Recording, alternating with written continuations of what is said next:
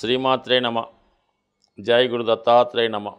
ఈ వీడియోలో మనం మకర రాశి వారికి 2025 సంవత్సరం మార్చి నెల ఫలితాలు తెలుసుకునే ప్రయత్నం చేద్దాం. ఇక్కడ మన మకర రాశి వారికి అనుకూలించే గ్రహాలు ఒక విధంగా గురుగ్రహం, కుజగ్రహం కూడా ఈ నెలంతా కూడా మీకు అనుకూలంగా ఉండడం జరుగుతుంది. అలాగే ముఖ్యంగా రవి అష్టమ స్థానాధిపతిగా ఉన్నటువంటి రవి ధనస్థాన సంచారం అన్నది ఒక సడన్గా ధనలాభాన్ని కానీ ఏదైనా ఒక శుభవార్త కానీ మీరు వినవలసి ఉంటుంది. అది చాలా వరకు ఉద్యోగానికి సంబంధించినదై ఉంటుంది. అంటే వృత్తికారకుడు శని, ప్రభుత్వకారకుడు, ప్రభుత్వ ఉద్యోగానికి కారకుడు రవి, ఈ రెండు మీకు ధనస్థానంలో కలియడం వల్ల మొదటి 15 రోజుల్లో మార్చి 14వ తారీఖు లోపల మీకు ఏదైనా ప్రభుత్వ పదవి కానీ ప్రభుత్వ పథకం కానీ అనుకూలంగా ఉండే అవకాశం ఉంది. వ్యక్తిగతంగా మీ కుటుంబం యొక్క హోదా పెరుగుతుంది, అలాగే ఆదాయం పెరుగుతుంది. మొత్తం మీద కుటుంబం సంతోషంగా ఉండే అవకాశం ఉంది.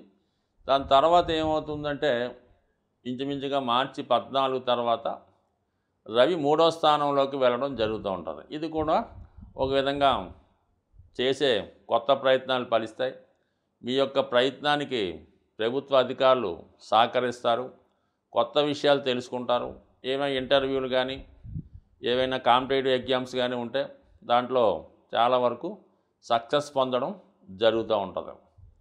ఇక మనకి ఇంచుమించుగా ఈ నెలాఖరులోనే శని భగవానుడు ధనస్థానంలోకి మారడం వల్ల, అంటే జన్మశని ప్రభావం మీకు సుమారుగా ఈ మకర రాశి వారికి ఈ శని యొక్క ప్రభావం పూర్తిగా ఈ నెలతో వెళ్ళిపోవడం జరుగుతూ ఉంటుంది. అంటే 2.5 సంవత్సరాలు 2వ స్థానంలో, ఈ 2.5 సంవత్సరాలు జన్మశని, ఈ విధంగా మొత్తం మీద 7.5 సంవత్సరాలుగా మీరు ఏవైతే ఇబ్బందులు ఎదుర్కోవడం జరిగిందో వాటన్నిటి నుంచి కూడా ఈ నెలాఖరుతో శాశ్వతంగా విముక్తి రావడం జరుగుతూ ఉంటుంది. అంటే ఇప్పుడు సాధారణంగా శని వెళ్ళిపోయే ముందు ఏవైతే మీరు ఈ 7.5 సంవత్సరాల్లో కోల్పోవడం జరిగిందో అవన్నీ కూడా తిరిగి సంపాదించుకోవడం జరుగుతూ ఉంటుంది. ఒకవేళ ఉద్యోగం పోయినా తిరిగి వస్తుంది. వివాహ విషయంలో భార్యాభర్తలు దూరమైనా తిరిగి కలుసుకుంటారు. తల్లిదండ్రులతో దూరమైన వాళ్ళని కలుసుకుంటారు. మొత్తం మీద ఏదైతే మీ నుంచి శని భగవాన్ తీసుకున్నాడో అవన్నీ కూడా మీకు ఈ నెలాఖరు లోపల తిరిగి ఇవ్వడం జరుగుతుంది. ఆ తర్వాత మళ్ళీ మీ యొక్క కొత్త జీవితాన్ని ప్రారంభించడం జరుగుతూ ఉంటుంది. అది ఓకే. ఇక ముఖ్యంగా 3వ స్థానంలో ఏ గ్రహం సంచరిస్తున్నా అది మీకు కొంత ఇంప్రూవ్మెంటు, ప్రోగ్రెస్ని ఇవ్వడం జరుగుతూ ఉంటుంది. శుక్రుడు రాహు ఉండడం వల్ల నూతన పరిచయాలు పెరుగుతాయి, కొత్తగా స్నేహితులు ఏర్పడుతూ ఉంటారు, కొత్త ఆదాయ వనరులు ఏర్పడడం జరుగుతుంది. ఈ శుక్రుడు మీకు ఎవరైతే ఈ మకర రాశిలో వృత్తిలో మార్పు కొరకు ప్రయత్నం చేస్తున్నారో, అది సాఫ్ట్వేర్ కానీ సినిమా రంగంలో వారికి ఆ మార్పు ఫలించే అవకాశం ఉంది. కొత్త ప్రయత్నాలు ఫలిస్తాయి. అలాగే అక్కడ రవి కూడా 3వ స్థానంకి చేరడం వల్ల ప్రభుత్వ ప్రోత్సాహం కూడా లభించే అవకాశం ఉంది. ఎక్కువగా ఇది సినిమా, టీవీ, మీడియా రంగంలో ఉన్న వాళ్ళకి ప్రోత్సాహకరంగా ఉంటుంది. సాఫ్ట్వేర్ రంగంలో ఉన్న వాళ్ళకి కొత్త ప్రయత్నాలు ఫలిస్తాయి. అలాగే ఏంటంటే చిన్న చిన్న వృత్తులు చేసుకున్న వారికి కూడా చాలా వరకు అభివృద్ధికరంగా ఉండే అవకాశం ఉంది. ఇక బాగా లాభస్థానంలో లాభసాటిగా ఉన్న గ్రహం ఏంటంటే మనకి 6వ స్థానంలో సంచరిస్తున్నటువంటి కుజుడు. ఇది చాలా వరకు మీరు ఏదైనా కోర్టు సమస్యలు కానీ, ఆర్థిక లావాదేవీలు కానీ, బంధువులతో కానీ స్థిరాస్తుల విషయంలో సమస్యలు ఉంటే అవి మీకు అనుకూలంగా మార్పు వచ్చే అవకాశం ఉంది. 6లో ఉన్నటువంటి కుజుడు 12ని వీక్షించడం వల్ల రుణ ప్రయత్నాలు ఫలిస్తాయి.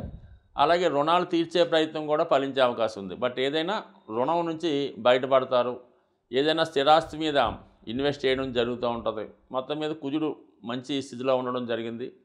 అలాగే 3వ స్థానంలో గ్రహాలు కూడా బలంగా ఉన్నాయి. ఇక గురువు ఫైనల్గా మీకు 5వ స్థానంలో సంచరిస్తూ ఈ పూర్వపుణ్య భావాన్ని యాక్టివేట్ చేయడం వల్ల పిల్లల విషయంలో ఏదో ఒక శుభవార్త మీరు వినటం జరుగుతుంది. వారి యొక్క అభివృద్ధి మీకు సంతోషకరంగా ఉండే అవకాశం ఉంది. అలాగే 5లో ఉన్నటువంటి గురువు అటు 9 రాశిపై కూడా వీక్షణ ఉండడం వల్ల చిన్న చిన్న బలహీనతల నుంచి బయటపడతారు. ముఖ్యంగా విద్యార్థులు కొన్ని కొత్తగా నిర్ణయాలు తీసుకొని వారు విద్య మీద ఎక్కువగా ఇంట్రెస్ట్ పెరుగుతూ ఉంటుంది. కాంపిటేటివ్గా ప్రయత్నం చేసి రాబోయే పరీక్షల్లో మంచి విజయాన్ని కూడా సాధించే అవకాశం ఉంది. అంటే మరి కొంతమందికి ఎలా ఉంటుందంటే ఏదైనా కొద్దిగా పుణ్యక్షేత్రాలు దర్శిద్దాం అనుకున్న వాళ్ళు కానీ, దూర ప్రాంతంలో ఉన్నటువంటి వారి సంతానాన్ని కలుసుకుందాం అనుకున్న వాళ్ళకి చాలా వరకు ఈ గ్రహస్థితి సహకరించడం జరుగుతూ ఉంటుంది. సో ఏదైనా ఈ మకర రాశి వారికి చాలా సమస్యల నుంచి ఈ నెల నుంచి మీరు బయటపడడం అన్నది జరుగుతుంది. అలాగే కొత్త లైఫ్ ప్రారంభమవుతుంది. అంటే ఈ ప్రభావం ఎలా ఉంటుందంటే విద్యార్థుల మీద ఎక్కువగా ఉండడం జరుగుతుంది. వాళ్ళకి ఏదైనా విద్యలో బ్రేక్ వచ్చి ఉంటే ఈ సంవత్సరంతో అవన్నీ కంప్లీట్ అయ్యి కొత్తగా మీరు విద్యను తిరిగి కంటిన్యూ చేసుకొని ఇంకా ఫైనల్గా సక్సెస్ వైపు వెళ్ళిపోవచ్చు. అయితే బాగా మిడిల్ ఏజ్లో ఉన్న వాళ్ళకి ఎలా ఉంటుందంటే వాళ్ళ యొక్క రుణాలు, ఉద్యోగపరమైన ఇబ్బందులు, కుటుంబ సమస్యల నుంచి బయటపడి కొత్తగా సంతోషంగా హ్యాపీగా ముందుకెళ్ళినట్టు ఉంటుంది. బట్ ఏదైనా ఈ మకర రాశి వారికి అదృష్టకరమైనటువంటి రోజులు అతి తొందరలో ప్రారంభమవుతాయి.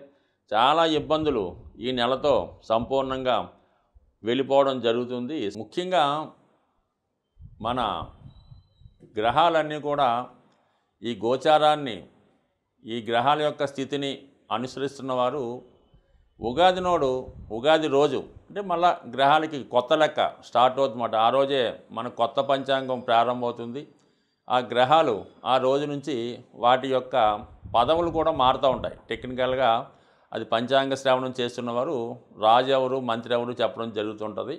అంటే మనకి ఏంటంటే కొత్త క్యాబినెట్ ఈ ఉగాది రోజే ప్రారంభమవుతుంది కాబట్టి మరి విధి విధానంగా అందరూ పాటించిన విధంగానే ఈ ఉగాది రోజు మీరు కూడా మరి విధి విధానంగా ఉగాది పచ్చడి సేవించి ఆ రోజు మీరు చేయవలసిన ముఖ్యమైన కార్యక్రమం ఏంటంటే ఏదైనా గోశాలను సందర్శించండి. లేదంటే మీకు సమీపంలో గోవు కానీ ఒకవేళ మీరన్నా గోవుని పెంచుతూ ఉంటే ఆ గోవుకి శుభ్రంగా స్నానం చేయించి పశువుతో అలంకరించి పూలతో పూజించి చెరుకు గడలు లేదంటే చెరుకు సంబంధించినటువంటి దవ్వ అది ఆవుకి ఆహారంగా పెట్టడం, అది కుదరని వారు ఒక బెల్లం మొక్క చక్కగా మంచి కడిగినటువంటి ఇస్త్రాకులో కానీ ప్లేట్లో కానీ పెట్టి విధి విధానంగా ఆవుకి పెట్టి ఆవుకి 3 ప్రదక్షిణలు చేయడం వల్ల ఈ ఉగాది మీకు చాలా ఐశ్వర్యాన్ని ఇవ్వడం జరుగుతుంటుంది. అంటే గోవే సంపద, అటు గోవుల వల్లే మనకి ఇవన్నీ కలగడం జరుగుతూ ఉంటాయి. కామధేనువు అంటే పూర్వకాలంలో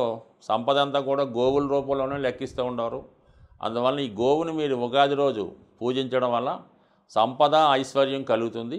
ఇంకో ముఖ్యమైన గమనిక ఏంటంటే మనకి ఈ ఆదివారం రోజు ఈ ఉగాది రావడం వల్ల చాలామంది ఈ ఆదివారం రోజు చాలా ఎంటర్టైన్మెంట్లోను విందు వినోదాల్లో ములుగు తేలుతుంటారు. కాబట్టి కేవలం ఈ ఒక్కరోజు మాత్రం దయచేసి అటువంటి ఎంటర్టైన్మెంట్ జోలికి వెళ్లకుండా ప్రశాంతంగా ఏ చాగంటి కోటేశ్వరరావు గారి ప్రవచనం వినటం కానీ లేదంటే ఏదైనా భక్తి సినిమా వీక్షించి ఆ రోజు శుభ్రంగా ఇంటి దగ్గర చక్కగా ఉండి భార్యాపిల్లలతో హ్యాపీగా కాలక్షేపం చేస్తూ మంచి కాలక్షేపం చేయడం వల్ల చాలా వరకు అంటే ఏదన్నా కొత్త సంవత్సరం రోజు చేసే ఫలితం మాత్రం ఆ సంవత్సరం అంతా ఉంటుంది. కాబట్టి సాధ్యమైనంత వరకు మరి ఆదివారం చాలామందికి చిన్న చిన్న బలహీనతలు ఉంటాయి. కాబట్టి ఈ ఒక్క రోజు మాత్రం మీరు దాన్ని తగ్గించుకోండి. సంవత్సరం అంతా కూడా మీరు ఆ శుభ ఫలితాన్ని పొందే అవకాశం ఉంటుంది. స్వస్తి.